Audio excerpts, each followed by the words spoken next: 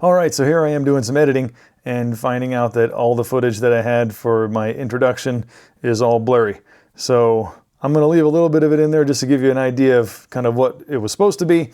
And I'm not going to reshoot all that again. There's no way. I just blew the whole day. It's now 5 p.m. and it's not going to happen. So anyway, I hope you enjoy the video and gain some knowledge from it.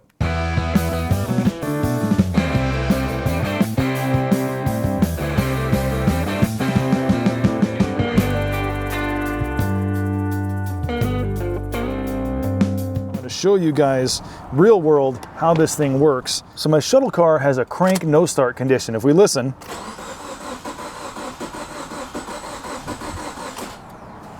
there's something going on here. Because I don't have a whole lot of time, I'm not going to super standard enter this thing because again, this is really for wiring diagrams and voltage drop diagnostics. So at this point, basically, we've done all the testing necessary to determine that we need to verify what's going on in the computer. Is the computer bad or is it not bad? Everything points to the computer, but it might not necessarily be the computer's fault. So let's figure out how to figure that out. So we're going to go to diagrams. At this point we have two options: interactive color non-OE and electrical OE. So let's go into the OE. Okay, so if you look at this, anybody would look at this and be a little bit, oh my goodness, right? So all of these lines, you would have to trace each individual one of these to try and figure out what's going on. This is a lot. And every manufacturer does these differently. So, you know, manufacturer diagrams are great, but if you're trying to do stuff quickly and get to the end of a diagnosis in a reasonable amount of time, these guys tend not to be the go-to. All the same color, not extremely helpful, right? Accelerator pedal position, there's a bunch of wires that go to it. Well, what? Not going to help me here. All data pays guys. Their job is to dig and pilfer through these OE electrical diagrams and turn it into their style. At least that's what I understand. I could be wrong. I'm wrong about a lot of things. But I do know that somebody, somewhere, whether it be Motor or whatever, and all data uses them, but I do know that these diagrams and the ones that are in Mitchell tend to be really, really close, if not the exact same thing. So all that said, who really cares?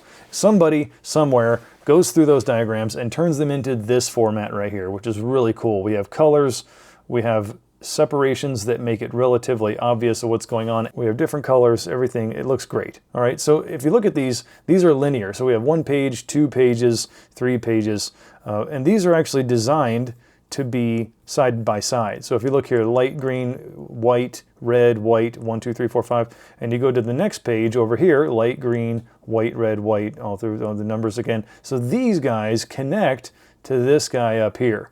So you really need to have them side by side. So what I used to do is I would just hit print, I'd print them all, and I'd literally tape them together with packing tape, and then I'd bring that whole thing over, and I'd do my homework, and I'd figure out what's going on. In this case, in the newer updates that they've done, you just click on it, and now you can zoom in, zoom out, and look at them all next to each other, just like you would have if you just printed them all out. So super awesome that they do this. So now you can see all those guys are together right here. Zoom this in a little bit more and make this a little easier for you guys to see. Okay, so the way that these wiring diagrams work is you're going to have, generally speaking, your powers are going to be at the top, and then your componentry and wiring is going to be in the middle, and then your grounds will be at the bottom. So power flows top to bottom. Okay, so in this case, usually the first thing that I'm going to do is I'm going to dig through and I'm going to look at everything that I've got. All right, I've got in this first page, it says engine control module, right end of dash. Interesting, okay? And if you also look here, this dotted line, or this dashed line, means that this component is not complete where it sits. It means that there's other parts of this module, of this whatever it is, component, that are not being portrayed in this specific diagram. So unlike the accelerator pedal position sensor, which it gives you a note, accelerator pedal assembly, super helpful, it is solid, which means everything here is what's there. There's nothing else hiding. But here though, junction B138, right kick panel, again, dotted line, not complete, but as complete as it needs to be for this specific diagram. So if you look over here, we've got engine control module, right end of dash. So here's another piece of it. So this is another connector, B134, and then we've got B134, right? So they're interesting. It's the same connector. It's just they probably couldn't squeeze it in over here, so they put it over here. Whatever. So be mindful to look for stuff like this. So I don't see any main powers or main grounds that are popping off of this guy, so not really where my focus is going to go first. And then, oh, yes. So if you look at this diagram, PCM's engine control modules will generally be on the side of the first page and on the side of the very last page. So here's the rest of it, right here. Let's zoom in a bit and we can kind of see. So now we can tell there's numbers right here.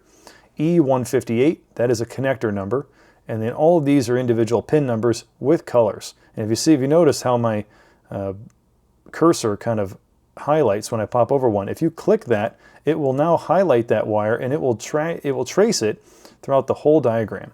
So you can tell exactly where it's going to go without any messing around and having to go through all the pages and, okay, 15, 15, 15, 15, whatever. You can just see right where it is and right where it goes. So we know that that pin goes to the PCM straight to the EGR valve right here. You might not be able to read that, but trust me. All right, so if I unclick it, it highlights it from everything. So back to what we were trying to get to here from the beginning. All right, so power's on the top. What's really neat is just like if you can click onto one of these wires and then it highlights the wire, you can do the same thing with a component. So if you click the component, it highlights everything that connects, every wire that connects to that component throughout the whole diagram. So it can give you a really good idea of what is going on specifically with just one component. Of course, if you click on like the PCM or something, it's going to be a mess. But in this case, like if we wanted to see where this fuse goes, all right, we're going to click this one wire. Bang, look at that. All right, so right off the bat, we can see, let's zoom in again, that fuse number 25, so it shows it right here, fuse 25, which is a 15 amp fuse, which is in the main fuse box MB, left side of engine compartment, is hot only when the main relay. So you see what's going on right here? So we see that this bus of fuses goes in through here, connects here, but this is the main relay. So these fuses are not going to be hot unless this main relay is activated. The key has to be on in order for this main relay to be activated. So if you just go in there with the key off and you start checking fuses, you're going to find that a lot of your fuses aren't going to have power in a lot of Asian cars. So don't assume that you're going to be able to just test fuses and get power on everything. You're not going to get it. You need to have the key on, and then your relays have to be working in order for you to have power at certain places. Anyhow, we're going to just look at this one wire right here. So we can see that this one wire looks like it powers. It goes to a junction. That junction goes back to two wires. Let's zoom in. So what we want to find at this point, we want to find the powers and we want to find the grounds that go to the PCM, because we never want to condemn a PCM unless we load test the powers and the grounds. Anything other than that, we can't control, but we can control and we can fix any powers or grounds that are going to the PCM that could cause it to fail. So in this case, we know yellow and blue, pin 1, pin 14. I don't see anything else on this thing so far. We're going to keep looking. We know it's on connector number B134, and that this also powers a fair amount of stuff. We're powering the vacuum pump, we're powering the mass airflow sensor, and we're powering all the fuel injectors. If you see here on the red wire, red there, you see this dotted line? It's also connecting to all those guys and the EGR valve, EGR control valve. Cool. Anyway, good to know. Okay, so now we need to find our grounds. So we found our powers. We have two main powers there, and we can look through this thing for a while and kind of look through, okay, where does this wire go? This wire goes to the combination meter. Here we go. Look at this here. So we've got engine control module right side of dash, and we've got a big old junction connector of ground. So we have 61, 62, 3, 4, 5. They're black and white, and then all the rest of them are black and red. And it looks like they all join to one specific ground here at GE1. Let's not forget what that guy is, GE1. I'll show you how to look him up in a second. So that's one main ground we need to check. And let's see if there's anything else. I don't see any grounds down here. I don't see anything obvious that connects to the PCM. Just a bunch of componentry. And then no powers up here too. So I'm it's looking like that's going to be our main ground. A little bit more about diagrams. What is this guy right here? So this is a shield. So if you see this symbol, this means that this wire is a ground, and then it's shielding this wire right here. So with a knock sensor, it's a very small and very specific signal that needs to be, it needs not to be interfered with. And what can happen is just radio frequency interference, or RFI, can interact with this wire if it goes next to a coil, if it just goes next to a broadcast station or something, or whatever. Any kind of interference can mess with this signal and cause the computer to have problems. So we have to put a little mini Faraday cage around this thing and then ground it so that that signal gets captured and grounded, shunted, whatever you want to call it, before it has the chance to interfere with the signal. So you'll see that here and here for the electronic throttle control assembly. You want to make sure that's shielded. What else do we see? We see a couple more of these instances. Again, here's another one. Here's a couple more. So it's really important that you be careful when you're ripping open wiring harnesses, because they can be shielded and you don't want to damage that kind of stuff. So always be mindful of that. Here's some grounds. So okay, if we zoom in here, we can see that all of our ignition coils appear to share a main white.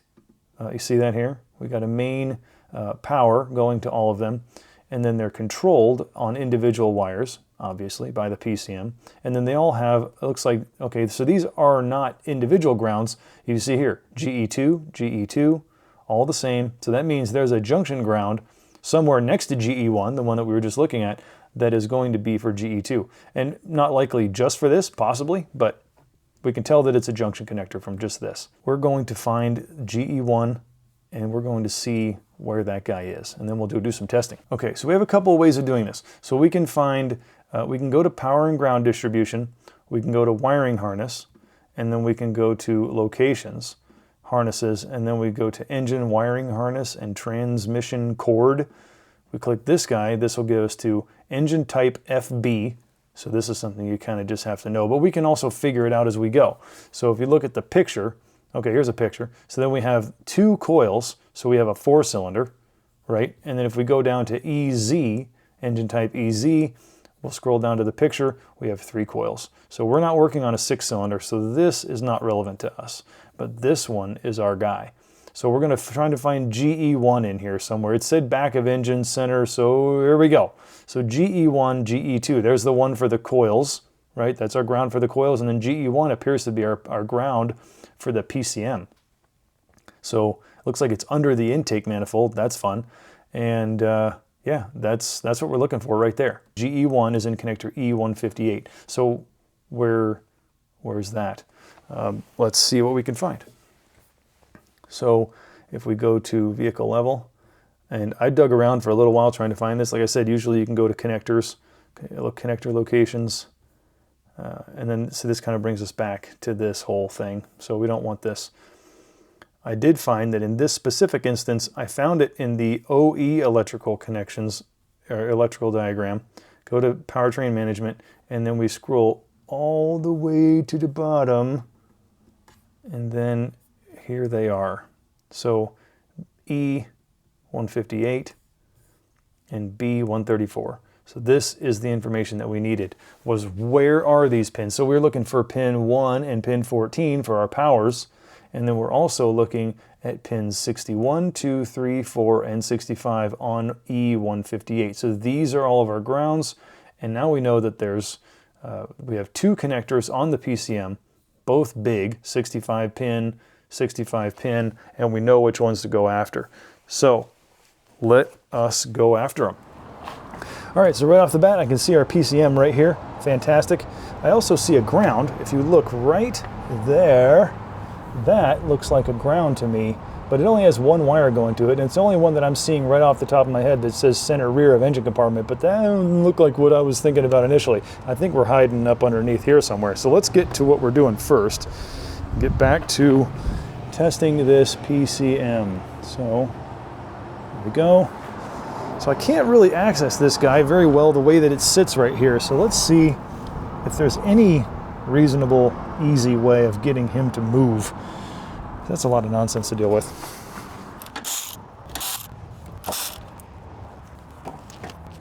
Well, that wasn't as helpful as I thought because I can't get this thing up out of the way. But what I can do, always have one of these things. Always, always. Just get this guy off.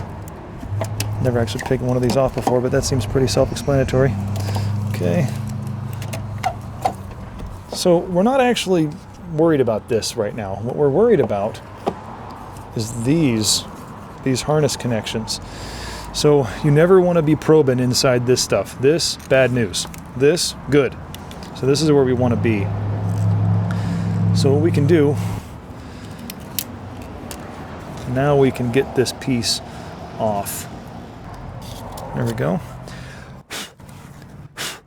Just slide that guy right off.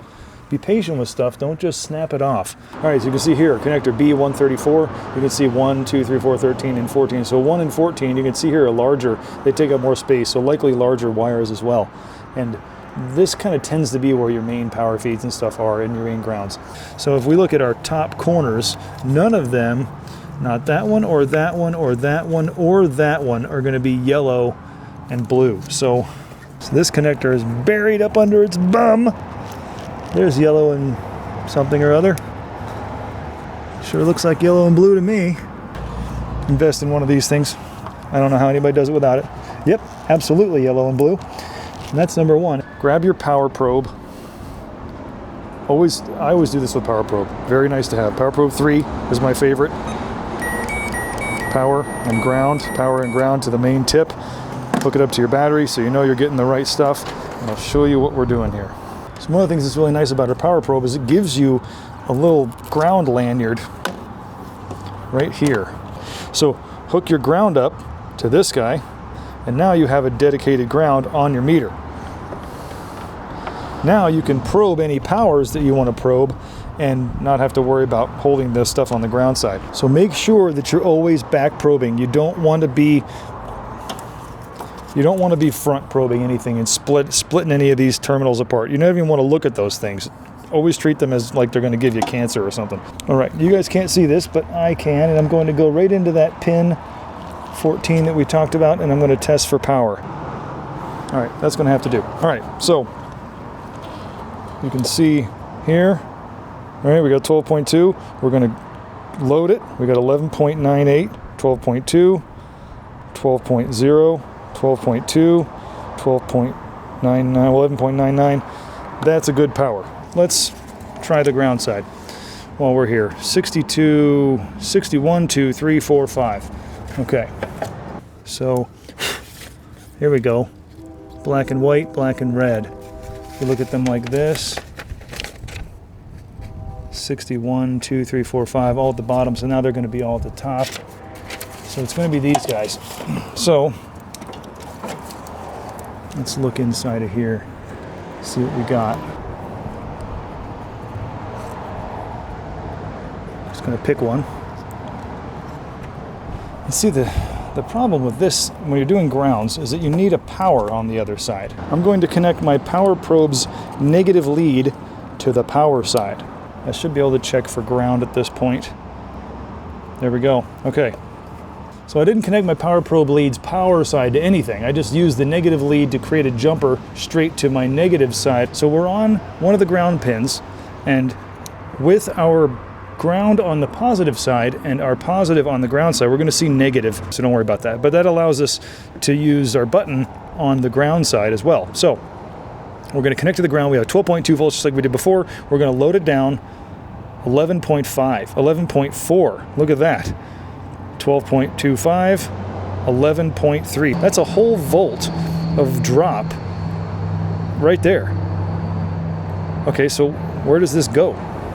Interesting. Let's try another one of these wires here real quick. So we're going to try the one right next to it and see if it's in this one wire or if it's in this, maybe potentially the ground location. 11.5 again. Aha. I think we found our culprit. All right. So at this point, we cannot condemn this PCM. Right? We can't say this guy's a problem, because if he doesn't have good ground, he can't function. All right, so let's find that ground. And the grounds are right here. You can see where my fingers are. We just do a visual check. I mean, they look okay, but looks like a ground, looks like a ground. Let's do a wiggle test. Oh, look at this. You see this? Oh my goodness. Do you see this? You always have to touch these guys. Don't just assume by looking at them that's a good ground, that's a tight, clean ground. Nope. What do we got going on here?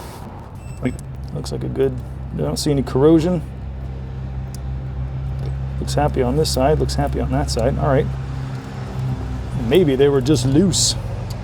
Maybe I just had to find a way to make this car fail. But you saw it in the reading, right? Holy cow.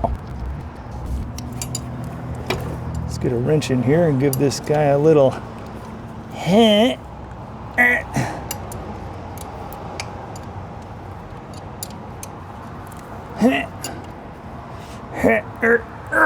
Okay. All right, let's try this again. So we're going to go back to where we were. We got our 12.25. Ho baby, look at that. 12.25 loaded, 12.0. So we have 0.2 volts of drop now. Happy. So let's see if this fixes our car.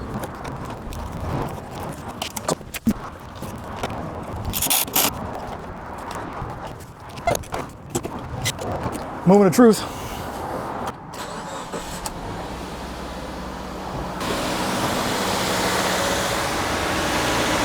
All right, guys, make sure to check your powers and grounds. Make sure you do your voltage drop and load testing. Don't replace the PCM unless you have to. Don't be a parts changer. And if this kind of testing isn't really your thing, remember, you can come by and experience the 6-star difference for yourself.